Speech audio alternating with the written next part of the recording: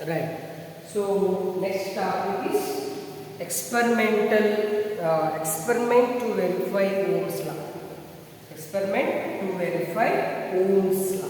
What is the Ohm's law? At a constant temperature, the current flowing through a conductor is directly proportional to the potential difference. Potential difference. So let us take experimental setup by drawing electric circuit diagram.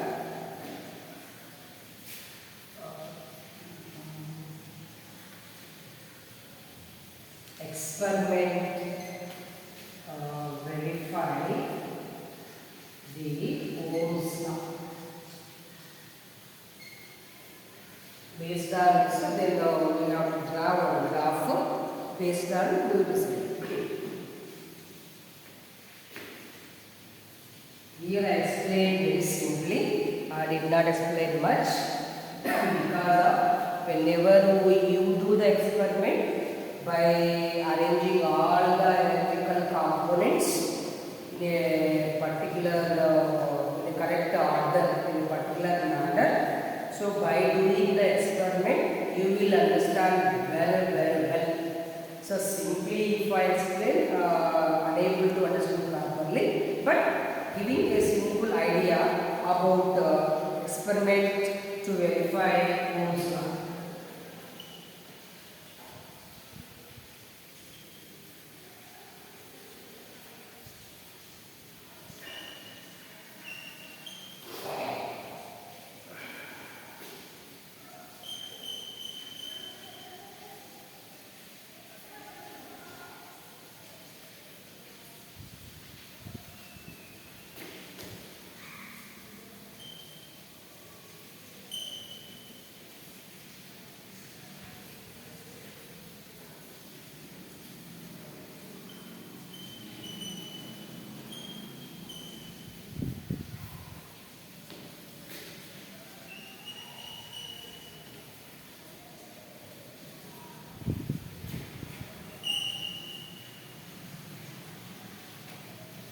So ammeter here in the arrange voltmeter. So this is conductor and this device is called as a rheostat. This device is called as a rheostat to change the potential difference. And a cell or a battery you can take. Cell or a battery.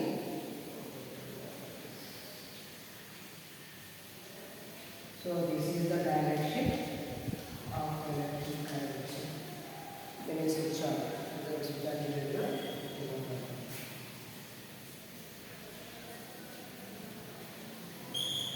This is a circuit diagram to verify the Ohm's law. Suppose the circuit having a cell or battery, ammeter used to measure amount of electric current is passed in circuit. The conductor, then voltmeter used to measure the potential difference, and the rheostat is a device to change the resistance of the conductor. So let us take. Suppose we have a piece of resistance wire. So and we want to verify Ohm's law for it. That is Ohm's law. For this we have to require a rheostat. So the symbol for rheostat is RH. What is the use of rheostat? To change the resistance. A variable resistance has two symbols shown in figure. Variable resistance is also known as a rheostat. Rheostat is usually operated by sliding a contact long coil. You will see in your laboratory. So to resistance we can move just like. So resistance, conductor, voltmeter, ammeter and connecting wires. Using all these the conductor, or we can make a circuit. This is the conductor or the resistor part. To start the experiment, the circuit is completely pressing by the switch S. So this is switch S. When we switch on,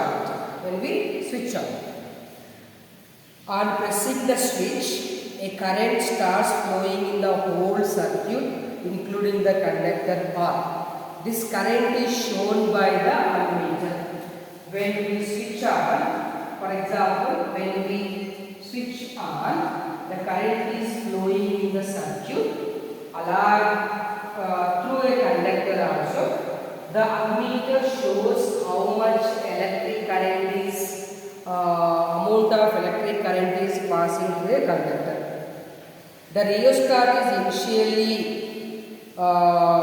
adjusted. The small current is passing through the conductor. The voltmeter reading also noted, which gives potential difference across the ends of the conductor. This gives us the first set of V and I readings. The current in the circuit is now increased step by step by changing the position of sliding contact in the rheostat. The current values or corresponding potential difference values are noted in the all cases. Right. So current carrying voltage. Current carrying and voltage. So then here we have taken the values, for example. So 1, 2, 3, 4 like that, different cases we have taken. So by arranging all the electrical components like shown in the figure, like meter, conductor, voltmeter, rheostat, cell, battery and the switch connected wires. All connected like this. When we switch on, when you press the key S, the current starts to flowing in the circuit and to the conductor. By using the ammeter, we can calculate, means we can measure, or the ammeter gives us current flowing in the circuit. Current flowing in the circuit. For example, this little amount of current, for example, 1 ampere of current. And by using the voltmeter, we can measure the potential difference first one. Potential difference. So here we cannot use the sliding part of a rheostat. So after few seconds, we can measure the potential difference in the first case. Then by moving the rheostat, then there is a change in the resistance. When the resistance is changes, accordingly the current is flowing the current. Accordingly, then we have to measure the potential difference.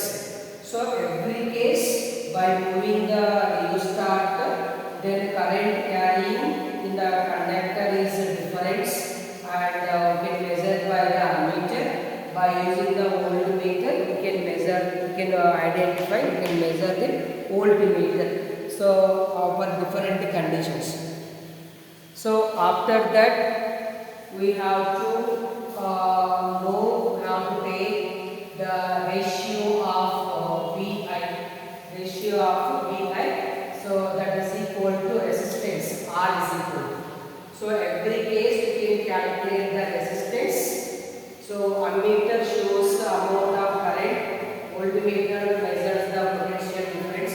Then by using the rheostat, you can change again current carrying by ammeter, voltage meter by using voltage or potential difference by voltmeter. So since the ratio of potential difference and the current is constant, Ohm's law gets verified because of this shows that the current is directly proportional to the potential difference. The constant ratio of VI gives us resistance of the R conductor. So Ohm's law experiment can also determine the resistance of the conductor. So every case, in every cases, so for example,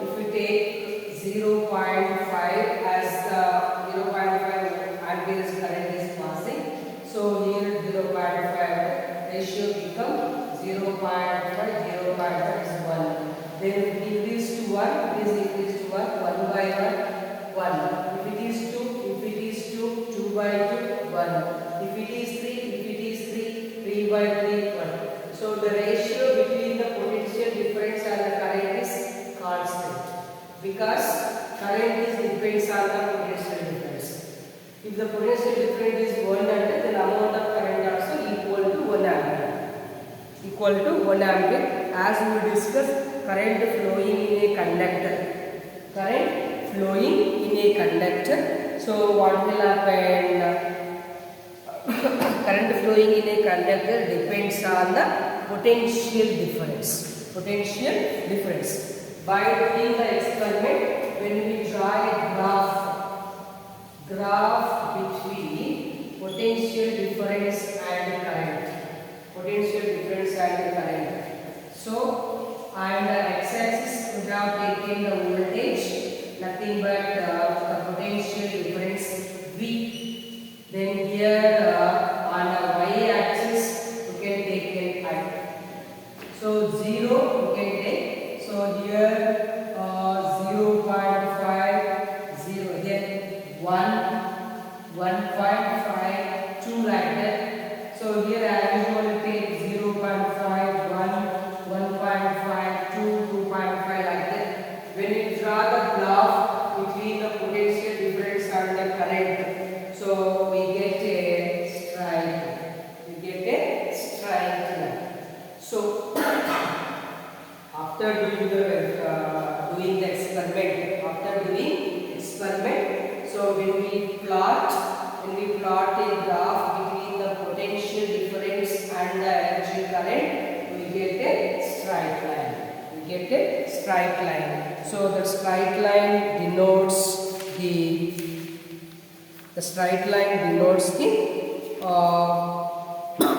the current is directly proportional to the potential difference. It clearly for the graph OA, the potential difference increases, then the current also increases, but the ratio of V by I remains constant. This constant is called O to A. So potential difference, so 0.5 to 0.5. So 1 to 1. Then we have taken 2 to 2 1. 2 to, if we take 300, it will become 3. So when the potential difference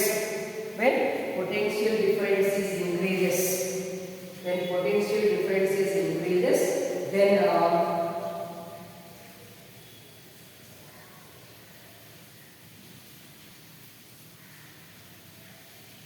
so 0.5, 1, 2, 3 like that. We take 1 like this, 1, 2, 3, 4, 1, 2, 3, 4. So the potential difference increases, the current also increases. So at a constant temperature, the current flowing in the conductor, is directly proportional to the potential difference of electric current. Potential difference of conductor. Here, based on this, there are two types of materials. One is ohmic materials, ohmic substances or materials or conductors. Ohmic materials or conductors are the substances. So those materials follow, those resistors, those conductors can follow Ohm's law. Are called ohmic materials. So those follow the Ohm's law. What is the Ohm's law? Current is directly proportional to the potential difference. Those following ohmic material, those follow Ohm's law, called as ohmic materials or ohmic substances. Ohmic material or ohmic substances. So they V by I ratio constant, the graph is always straight. The graph, when we draw the graph, always straight. Those that follow Ohm's law, those that follow Ohm's law are called non-ohmic substances. So, ohmic materials example, copper, aluminium, etc. Non-ohmic do not follow the Ohm's law. Their graph is like a curve. The graph is like a curve. So, their V by I is not a constant. The ratio of potential difference and current is not constant. Their V by I, potential difference and current is constant. Example for non-ohmic conductors are diodes, semiconductors, then filament enable are the example for non-ohmic materials or non-ohmic substances. Ohmic substances are follow the Ohm's law. Non-ohmic substances are cannot they did not follow the Ohm's law. So this is about the Ohm's law. Experiment. So it is very perform the experiment in your school. If it is possible, then you will understand how the meter shows the reading of electric current, then how the voltmeter measures the potential difference, how these rheostats change the resistance, everything you will understand whenever if you do the experiment. If your teacher explain just by the theory, it is very difficult to understand. So if it is possible, please participate in the experiment to verify the Ohm's law. To verify the Ohm's law.